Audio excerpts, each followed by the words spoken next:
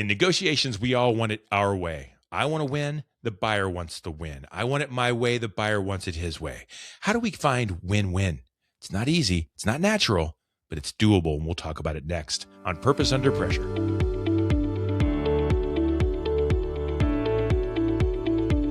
Well, welcome back. My name is Bryan, and this is Purpose Under Pressure. It's a podcast about developing sales and leadership success on purpose and under pressure. And it's brought to you by the professional sales and leadership training team at Sandler by the Ruby Group. You'll find them in Akron and in Columbus, Ohio. They're in Jacksonville, Florida. They're in Capital Region, New York. They do their work on purpose because you and your team are under pressure. You need that kind of guidance because things are going to get hard. Things are going to get difficult. Things are going to get out of control a little bit. And you're going to have to make some decisions. You do that on purpose. You do it for a reason. Everything you do, the way you sell, the way you represent yourself, the deals that you close, the people you work with, it's all got to be part of the plan. That's purpose under pressure. Even when it's hard, you're doing things the right way. That's why I like the fact that Sandler by the Ruby Group sponsors this show. It all kind of goes together. I encourage you to reach out to them. You can connect with Sandler by the Ruby Group online at therubygroup.sandler.com. The Ruby Group, developing stronger sales teams for tougher conversations. So let's get cooking. There's two books that I've read in my lifetime more than any other book, and it's by far the Lord of the Rings trilogy. I just love it. Every time I read it, I mean, it's big, I know, but every time I read it, it opens up new ideas and new storylines and a new depth of character and new imagination. It's just amazing. The second book that I've read many, many, many times, I think 7 or 8, maybe 9 times, it's The 7 Habits of Highly Effective People by Stephen Covey. I just think the genius of that book is that those 7 habits, if you're familiar with them at all, those 7 habits are impossible to ever master. You can try, but you're just not going to do well all the time. You're going to forget. They go against the grain of being human. We're human. And so by nature, we are flawed. And those 7 habits are a model of being flawless.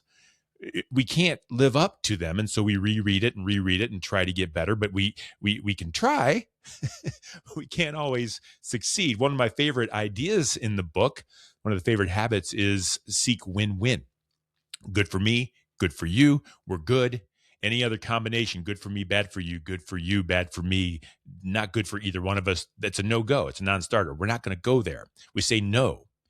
And in sales, here's where I'm getting to with this. When we're in negotiations, we want to look for those win-win opportunities. Those are the best deals to get involved in. Good for me, good for you. Let's do the deal. Sounds great, but that's not how it works.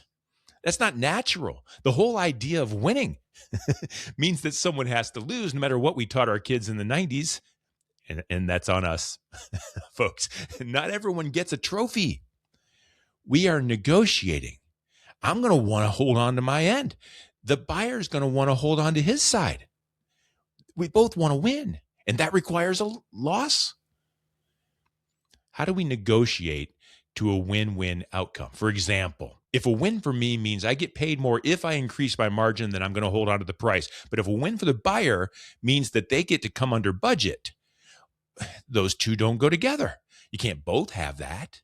What if the buyer wants to push the project off to next fiscal year, but you need the deal done this month to meet your quota and get your bonus? You can't both have your way. Someone's got to win. Someone's got to lose. What if you need the higher price and the early deal and your buyer needs your service so bad that they just give in and take all of your demands? You win, they lose. No deal, right? But I know you're going to take that deal. So what I'm getting at here, win-win sounds good, but you as a salesperson have to push the envelope. There are ways to make these issues win-win, but it's going to take some work. It's not just natural. And who has to do that work? You. It's on you as the salesperson to make it happen. It's not on the buyer. Win-win is on you. Why? Well, because you're the salesperson. You're the professional. You're the one watching this podcast wanting to be a professional salesperson. It's on you. It's your responsibility. You're responsible for the deal. You're in charge. Win-win is on you. Now, one way you can negotiate win-win is to hold your ground, but raise the ground of the buyer, right? You hold your price, but maybe there's somewhere that isn't so important to you that you can give some ground on. I can't go lower, but what if I could do this that would help solve this other problem that you brought up without any extra money involved? How about we figure out a payment plan to fit into your fiscal needs? Try this one, folks. This one ain't working. We're heading towards a deal, but this is lose-lose for both of us. Neither one of us is getting our way here. Let's just reset, or maybe let's just stop. You ever try that? I see that this deal is going to crush your budget, Mr. Buyer. Maybe we should look at this again in a few months when it's better suited for you. That's not natural. That's not how we negotiate, but it is win-win, and it ought to be what we go for. In each case, you're making sure that the buyer comes out a winner. They all put the deal in risk. Every one of these outcomes puts the deal in risk. I mean, you could just close up and move on, but it's not win-win. If the buyer caves and you win, that's called win-lose. And even if they aren't upset about it now, they will be later. She's going to want something. Remember that deal we did, Bryan? You owe me one. No one wants that. By the way, pro tip, if the buyer doesn't negotiate at all and just says yes to everything, that's a deal you'll regret making for a long time, even if it feels win-win at the time, even if they seem happy. If they're not pushing back, that's a deep hole that you're stepping into, because either they're not paying attention or they just don't care enough in the first place to make a good deal. It's on you to figure out a way to find some resistance. Push back a little bit until you find it. It's on you to find that. So anyway, that's worth what you paid for, right? Or maybe another example, maybe you caved and your buyer won. You got the deal, but the buyer got the best end of it. You think he won't try to do that again next time the negotiation comes around? He went for lose-win. You lose, he wins. He's going to go after it again. You've got to hold your end up. You've got to get a win. In every situation that I've described above, a deal is getting done. Hands are getting pumped. Fists are getting bumped. Commissions are being paid, but they're not win-win deals, and you'll pay for them somewhere along the line. I'll give you an example of a win-win in negotiation. I saw this happen. This is a real story in a negotiation over a house. The seller says, I'll tell you right now, I wasn't going to sell for any less than this. The buyer said, well, I wasn't going to buy for any more than this. The price the buyer set was actually higher than the floor the seller set. And you know what they did? They met in the middle. What? Yes. Run that back. Listen to that again.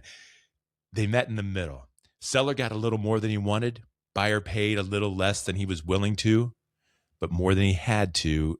They went for win freaking win. And I tell you what, try that one on for size. That's how you make a good deal. Everybody wins. Look, it's in our blood to win. I know that. It's how we play the game. But let's not think about negotiations or relationships or business in general as a game. Let's think about these things as personal. Business should be personal. It's what we do with our lives. Otherwise, what are we doing? Let's make business personal. Let's make it win-win, or let's make it no deal.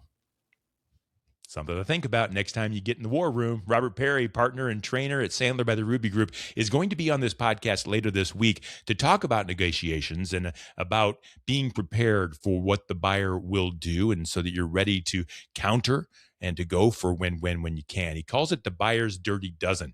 It'll help you close more deals, and it'll help you close those deals the right way. So I hope you'll check that out. You'll find that new episode and all past episodes of Purpose Under Pressure at bryanmediastrategies.com/podcast and wherever you stream your favorite shows. It's brought to you by the Ruby Group, developing stronger sales teams for tougher conversations. And until next time, no matter how high the pressure gets, go for the win and the win and stay on purpose.